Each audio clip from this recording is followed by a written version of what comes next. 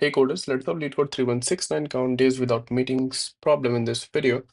So please go through the description. The problem says we have a meetings, we have a start time and end time that represent the days, and we have an employee. हमें क्या बताना है? And we have given a days also. Like days we have, let's say 10, it means 1 to 10. And जो भी meeting scheduled है उनके बीच में start से एंड तक हमें बताना है वो कितने नंबर ऑफ डेज हैं जिस दिन एम्प्लॉय को जिस दिन उस पर्सन को मीटिंग अटेंड नहीं करना पड़ेगा. So that's what we have to solve it. It's a simple one.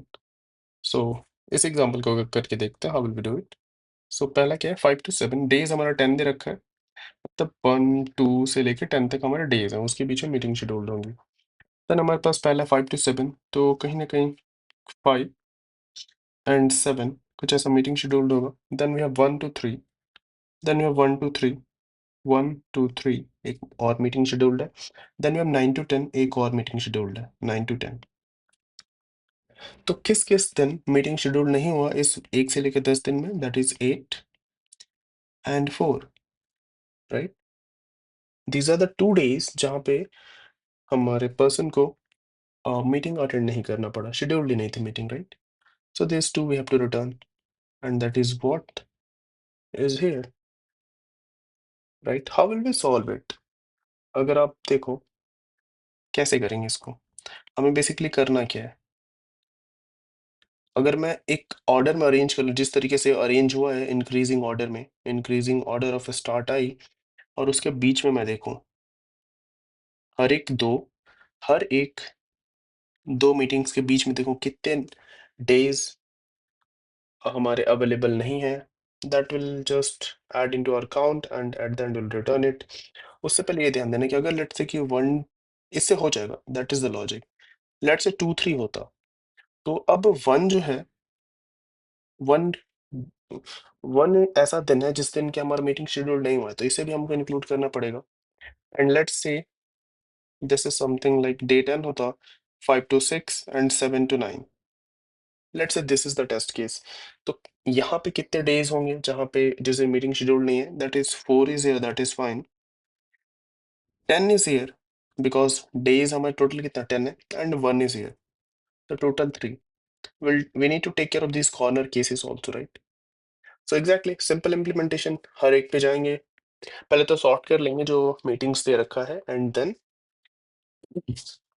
एक दो मीटिंग के बीच में देखेंगे कि कितने डेज मीटिंग शेड्यूल नहीं है. That's all we have to do. So count days without meetings. I hope कि प्रॉब्लम समझ में आने के बाद आप बहुत इजीली उसको इम्प्लीमेंट कर ले जाओगे. So try yourself and then see my implementation. तो काउंट वेरिएबल बना लेता हूँ मैं, जो कि एंड में हम रिटर्न करेंगे, which will be our answer in 10. और इस मीटिंग को कॉपी कर लेता हूँ क्योंकि काफ़ी बार यूज़ करने वाले हैं. मीटिंग डॉट साइज एंड एक इंट प्रीवियस वेरिएबल में मेंटेन कर लेता हूँ, जिससे मैं हैंडल करूँगा कि अभी तक किस किस दिन तक मीटिंग कंटिन्यू शेड्यूल्ड है. Now after doing this, we have what? We'll just sort it. Sort meetings dot begin. Okay, my bad.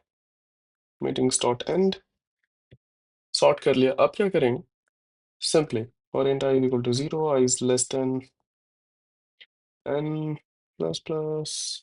अब यहाँ पे मैं चेक करूँगा if meetings of I comma 0 if it is greater than previous. अब जो मेरा current meeting है और उससे पहले जहाँ तक मीटिंग हो रखी है, अगर वो उससे बड़ा है, इसका मतलब there is a gap. If तो उस गैप को हम क्या करेंगे, काउंट में ऐड कर लेंगे. Count plus is equal to meetings I 0 minus previous minus 1.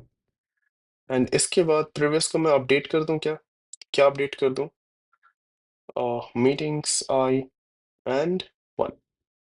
Is it correct? क्या ये करेक्ट है जो मैंने अभी करा? क्या ये हमारा टेस्ट केस हैंडल कर लेगा? जी नहीं, हमें करना पड़ेगा मैक्स प्रीवियस दिस. और इसका आंसर मुझे आप लोगों से चाहिए कि यहाँ पे मैक्स क्यों करा मैंने. अगर आप समझ पाए हो इस प्रॉब्लम को और इस प्लेलिस्ट को फॉलो किए हो, तो आप इसको बहुत इजीली आंसर कर पाओगे। एंड लास्ट केस हैंडल कर लेते हैं कि अगर डेज हमारा ग्रेटर देन प्रीवियस है, you just to again add equal to days negative prev. यहाँ पे एक और चीज़ का आंसर चाहिए, ये जो प्रेव कर रहा हूँ और यहाँ पे प्रेव -1 क्यों कर रहा हूँ, ये यूनिफॉर्मिटी क्यों नहीं दिख रहा है यहाँ पे, दैट आप लोगों को उसका आंसर पता होना चाहिए, खुद से समझ में आना चाहिए। So test case clear run हो गया, let's try to submit. Hopefully submit भी हो जाएगा। So perfect, it's a simple problem. And अगर आप कुछ सीखे हो तो गिव से thumbs up, do subscribe to this channel, and yes, please do comment if there is any confusion regarding anything in this playlist. Take care, bye bye.